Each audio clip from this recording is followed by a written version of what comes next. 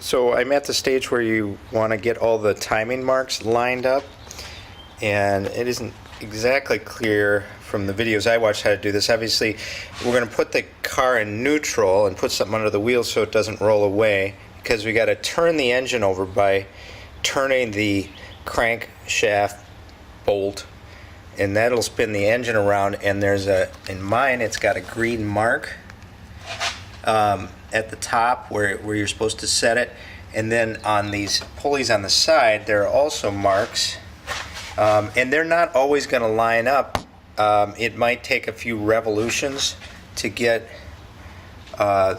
this one. Mine had some red paint on it, but you can see there's an indent that's straight up, the green, and then over here is the other one, and those will line up straight up on top, and I think that indicates where everything needs to be. And when you put your new belt on it, it will have marks on the belt that will go on exactly that tooth, so that the timing of the valves and the pistons doesn't get off at all, which is important.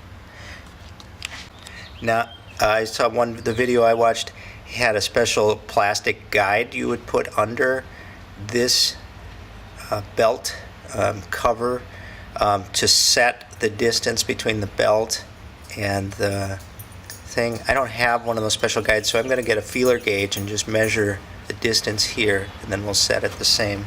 Okay, if you wanted to accept as a premise that the way mine is set is the way it should be set, this combination fits in there perfectly. I'm going to just do the millimeters: 0.102, 0.152, 0.230, 0.279, and 0.305. If you wanted to add those together, I guess you'd get the proper tolerance. I'm just going to keep these stacked up and just stick it in there again when I put it back on. Okay, now I'm just going to take all these off. I guess I'm going to start with this one like they did in the video, and then I'll take the tensioner off. I already loosened these. They were pretty tight. And then we got this one down here, and then this one here, and then I have the old ones of these and this, but there's no reason to replace this. And in fact, that would be a bad idea, maybe, because there's no bearing here like there are bearings here that should be replaced. So I'm going to take those off, and then we got to get to the water pump. Apparently these these idler pulleys can blow up, the bearings can, and destroy everything. This one you can hear.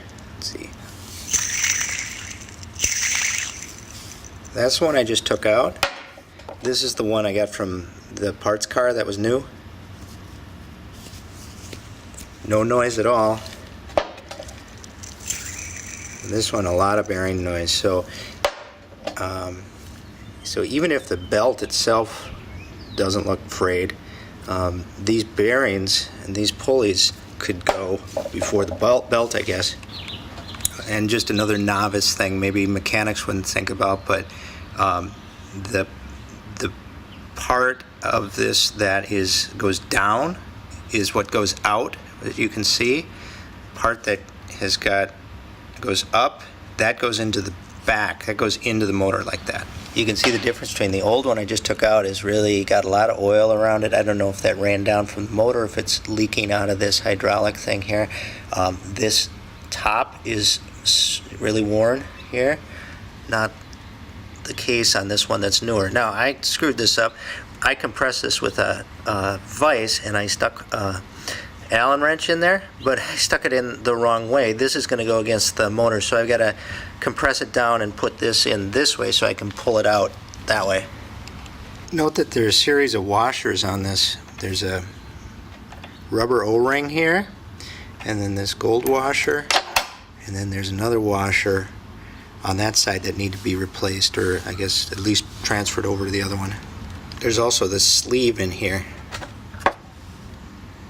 and then that'll go here. So the same way. Okay, here's a true novice tip. Don't do what I did and play with these things. I just spun it just a tiny bit to see what, and it was like a lot of resistance, and I turned it, and it's spring loaded from the valves, and it just and it flipped 90 degrees, and it was kind of difficult to get back to the top and a little scary at the same time. Don't do that. Don't touch it. The video I watched didn't show him taking the water pump out, so this is a water pump. I'm going to just take these 10 millimeter bolts out and see if it comes out. This hose isn't attached to anything. This one still is. I got the clamp back. It's sort of, glued on there. Not glued, but you know how they get. I'm not sure how to get that off yet. We'll see. I want to show you what the water pump looked like, because there's a couple of bolts down here that are a little hard to see. You got to get those out. This thing will come out. I'm going to replace it because I don't think the one from the parts car that was supposed to have the timing belt changed 5,000 miles ago, the water pump was kind of grungy. I don't think it was replaced. There's also a thermostat inside here. And let me take that off and I'll show you that. Here's a thermostat, and I just want to show you, it's got this, I don't know, maybe it's a check valve, I don't know what it is exactly, but it's not, it sits to the, I don't know, it sits in line with the pulley. I'm going to advise you to Google the timing belt torque specs for this and really study them and make sure that you're doing it the right way. The water pump is only 8.9 foot-pounds, and you do it twice, and you do it in a specific order. So do some specific looking on there, because 8.9 foot-pounds is almost nothing. It'd be really easy to over-torque it. Don't do that. You're going to need to get a torque wrench to set the bolts on these idler pulleys and this bolt. And I'm going to have you look up the torque specs yourself. I believe they're about 29 foot-pounds, and I bought this cheapy torque wrench because mine was just too big. It wouldn't go down that small. It was $16 at the auto parts store, and that's a remarkable not very much torque on it. And then it says the idler pulley, or the tensioner pulley, is like 18 point something foot-pounds. So I think they mean this bolt and not that bolt, but I'm not sure. Since it came assembled, I'm assuming that was torqued properly. I'm not going to touch it, but that one I think is only 18 foot-pounds, which really is nothing at all. So don't go crazy on this, especially if you don't have a torque wrench. It doesn't take much pressure, I think. Okay, I think I have the belt on right. I've got my clips on, and this line lined up with that line. This line is lined up with that. This line is lined up right at that notch. I'm gonna get it. I'm gonna get it. I'm gonna just turn the engine over by hand with the ratchet and make sure that it doesn't smash into anything. Okay, it's getting dark. Sorry about that. I've got the cover back on. No issues. This pulley, little persuasion with a rubber mallet. Just gently tap it, get it started. Make sure the key is in the right spot on the back. There's a notch for that. Then there's some controversy over how tight to make this bolt. Some of them say 130 pounds, others say 96 pounds. You're going to have to make your own determination on what you think is correct. I'm going to sort of split the difference at about 108 pounds. So that's what I'm doing now. I've got it in 5th gear with the emergency brake locked on, and I don't know if it's, yeah, I think it clicked. Yeah, did that click? No.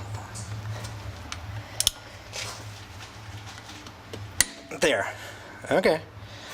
So it wasn't hard to get it up to the 110 pounds. Now, I guess it's time to put the accessory belts on. Alright, got it all back together again. Got the drive belts back on, got everything tightened properly, got this big wheel on and this thing properly torqued, got the cover's back on. Now I get to take it all apart because I forgot to pull the frickin' pin out of the tensioner in there. It's under here. There's no way to get at it without taking everything off. Sigh. Okay, there's that sucker. Pull this pin out.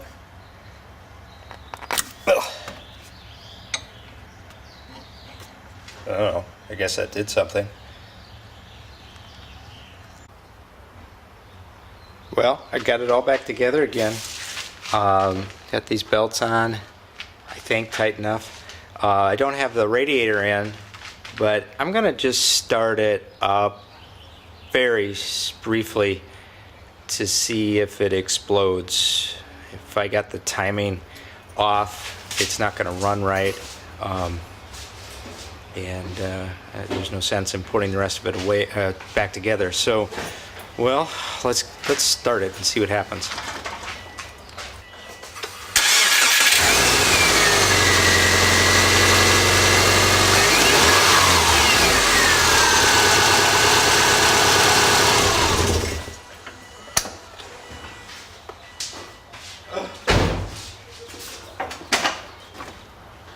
So I'm under the car now, tightening up the last frickin' nut on the radiator hose.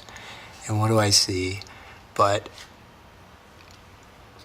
that? Oh my God. I can't. I managed to not get the water pump gasket actually on the thing. Oh my God. So that is the furthest thing into the motor. That means I got to take 100% of the stuff out to replace that. Oh my God.